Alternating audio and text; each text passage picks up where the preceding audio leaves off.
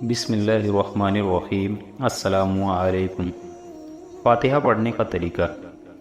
بہت سے مسلمان ایصال ثواب یعنی فاتحہ کا طریقہ نہیں جانتے۔ انہیں اس بات کا بھی علم نہیں کہ جس گھر میں فاتحہ پڑھی جاتی ہے اس گھر میں اللہ تعالیٰ کی طرف سے خوب برکتیں نازل ہوتی ہیں۔ سب سے پہلے تو ہمیں یہ جان لینا ضروری ہے کہ فاتحہ کسے کہتے ہیں اور اس کی فضیلت کیا ہے، اور کیا یہ عمل میں لانا قرآن اور سنت کی روشنی میں صحیح ہے یا نہیں۔ لفظ فاتحہ کا مطلب ہے دعا۔ قرآن پاک کی پہلی سورہ الفاتحہ ہے جس میں اللہ تعالی ہم مسلمانوں کو دعا مانگنے کا صحیح طریقہ سکھا رہے ہیں۔ بالکل ویسے ہی فاتحہ کی دعا پڑھ کر اپنے قریبی رشتہ دار جو اس دنیا کو چھوڑ چکے ہیں انہیں دعا بھیجنے کو بھی فاتحہ پڑھنا کہتے ہیں۔ جب مسلمان کچھ پڑھ کر اس کا ثواب اپنے فوت شدہ ماں باپ یا کسی قریبی کو دعا کے لیے ذریعے پہنچاتا ہے تو اسے ایصال ثواب یعنی فاتحہ پڑھنا کہتے ہیں۔ موت کے بعد کی حقیقت سے ہم سب بے خبر ہیں۔ جب انسان مرتا ہے وہ سکون، روشنی، ٹھنڈک اور نہ جانے کن کن چیزوں کا محتاج ہوتا ہے۔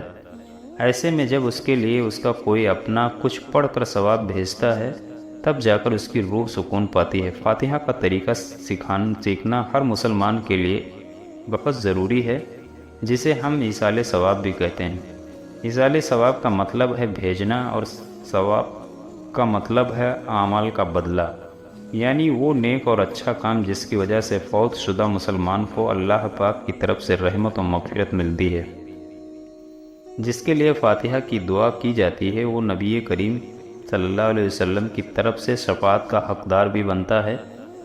اس سے اس بات کا پتہ چلتا ہے کہ جو لوگ دنیا کو چھوڑ کر قبر میں ہیں ان کو فاتحہ پڑھنا اور ثواب بھیجنے کو شرعی طور پر ایصال ثواب کہتے ہیں۔ ہم اس چھوٹی سی دنیاوی زندگی میں اتنا مصروف ہو گئے ہیں کہ اپنے پیارے رشتہ دار جو اس دنیا سے گزر چکے ہیں انہیں پوری طرح سے بھول گئے ہیں، جس کا نقصان صرف ان مرحومین کو ہی نہیں ہوتا بلکہ ان کو بھی ہوتا ہے جو اپنے رشتہ داروں کے لیے فاتحہ نہیں پڑھتے، لیکن انہیں اس بات کا علم نہیں ہے کہ انہیں بھی اس خود غرضی کا نقصان ہو رہا ہے۔ دنیا سے گزر جانے والے اپنوں کو ہماری دعاؤں کی سب سے زیادہ ضرورت ہے۔ ایک دعا ہی تو ہے جو انتقال ہونے والوں تک سیدھی تحفے کے شکل میں ملتی ہے۔ ماں کے لیے دعا نہ کرنے والوں کے رزق میں بے برکتی ہوتی ہے۔ انسان جب اپنے ماں باپ کے حق میں دعا کرنا چھوڑ دیتا ہے تب اس کا رزق بھی چھوٹنے لگتا ہے اور بند ہو جاتا ہے۔ دعا یعنی فاتحہ کے بارے میں اللہ پاک ہمیں بتا رہے ہیں کہ اپنے لیے دعا کرو اور ان کے لیے بھی جو اس دنیا سے کوچ یعنی موت کا مزہ چکھ چکے ہیں، اور وہ لوگ جو ان کے بعد آئے عرض کرتے ہیں کہ اے ہمارے رب ہمیں بخش دے، اور ہمارے بھائیوں کو جو ہم سے پہلے ایمان لائے، اور مومنوں کی طرف سے ہمارے دل میں کینہ و حسد نہ پیدا ہونے دے۔ اے ہمارے پروردگار تو بڑا شفقت کرنے والا مہربان ہے۔ دلی نیت کیجئے کہ اس کا ثواب میرے مرحوم ماں یا فلاں کو پہنچے۔ پھر کوئی بھی عبادت جیسے نماز، قرآن پاک کی تلاوت، ذکر الہی، اعتکاف میں بیٹھنا، عمرہ یا حج کر کے دعا کے ذریعے اس کا ثواب آپ اپنے انتقال ہوئے رشتہ دار کو بھیج سکتے ہیں۔ جو کوئی تمام مومن مردوں اور عورتوں کے لیے دعائے مغفرت کرتا ہے اللہ عز و جل اس کے لیے ہر مومن مرد و عورت کے عوض ایک نیکی لکھ دیتا ہے۔ ایسی جگہ پیڑ لگانا جہاں مسافر بیٹھ کر آرام کر سکے، ایسے شخص کی مدد کرنا جو اپنی غیرت کی وجہ سے بھیک ہی مانگتا، ایسی جگہ کنواں یا نہر کھدوانا جہاں پانی کی ضرورت ہو، مسجد بنوانے میں کسی بھی طرح کی مدد کرنا وغیرہ، اور دل ہی دل میں اس کی نیت کرنا کہ اس کا ثواب میت کو پہنچے، تو یقین جانیے کہ جب تک اس کا فائدہ دنیا کے مخلوقوں کو ملے گا اس کا ثواب بھی تا قیامت تک اس انتقال انسان کو ملتا رہے گا جس کے نام سے یہ کام کروایا گیا انشاءاللہ۔ حضرت سعد بن عبادہ رضی اللہ عنہ بیان کرتے ہیں کہ انہوں نے کہا یا رسول اللہ، سعد کی والدہ فوت ہو گئی، پاس کسی چیز کا صدقہ کرنا افضل ہے؟ آپ نے فرمایا پانی کا۔ انہوں نے کنواں کھدوایا اور کہا یہ کنواں سعد کی ماں کے لیے ہے۔ کسی ضرورت مند غریب مسکین کی مدد کرنا بھی ایصال ثواب میں شمار ہے۔ صدقہ خیرات بھی اپنے انتقال ہوئے ماں باپ بھائی بہن کو تحفے بھیجنے کا آسان طریقہ ہے۔ کسی غریب کو کپڑے، کھانا، پیسے یا ایسی چیز جس کی اسے ضرورت ہو دے کر بھی فاتحہ یعنی دعا کا حقدار ہو سکتا ہے۔ فاتحہ کا طریقہ: کسی بھی وقت فاتحہ پڑھ کر ایصال ثواب پہنچا سکتے ہیں۔ اچھی طرح وضو بنا لیجئے، پھر کسی پاک صاف جگہ پر بیٹھ کر درود ابراہیم 3 بار پڑھنا ہے۔ اس کے بعد سورہ الفاتحہ 1 بار پڑھنا ہے، پھر سورہ البقرہ کا پہلا رکوع 1 بار پڑھنا ہے۔ اب آیت الکرسی 1 بار پڑھنا ہے۔ اس کے بعد سورہ البقرہ کی آخری 2 آیتیں 1 بار پڑھنا ہے، پھر سورہ الکافرون 1 بار پڑھنا ہے۔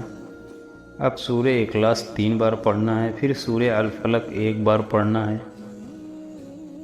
اس کے بعد سورہ الناس 1 بار پڑھنا ہے۔ پھر جو بھی سورتیں اور آیت آپ پڑھنا چاہیں پڑھ سکتے ہیں۔ آخر میں درود ابراہیم 3 بار پڑھنا ہے۔ فاتحہ پڑھنے کے بعد دونوں ہاتھوں کو اٹھا کر دعا کے لیے اللہ تعالیٰ کے سامنے پھیلا لیجئے۔ آنکھیں دعا کے لیے اٹھے ہاتھوں پر رکھیے۔ بہت سے لوگ دعا کرتے وقت آنکھ کو بند کر لیتے ہیں، ایسا کرنا غلط ہے۔ پھر اللہ تعالیٰ سے رو کر گڑ گڑا کر اس طرح سے دعا مانگیں: اے اللہ پاک، جو کچھ بھی میں نے پڑھا اس کی تلاوت میں زیر زبر پیش کسی بھی قسم کی کوئی بھی کوتاہی ہوئی ہو تو مجھے غریب کو اپنے شان رحیمی سے درگزر فرما اور اسے اپنی بارگاہ میں قبول فرما۔ قرآن پاک کا ثواب اپنے پیارے محبوب نبی حضرت محمد صلی اللہ علیہ وسلم کی روح مبارک کو عطا فرما، اور پھر آپ کی آل اولاد، آپ کی ازواج مطہرات، اہل بیت، صحابہ کرام رضوان اللہ علیہم اجمعین، تبا ان کو، تمام انبیاء کرام علیہ السلام، اولیاء کرام، بزرگان دین کی روحوں کو پہنچا۔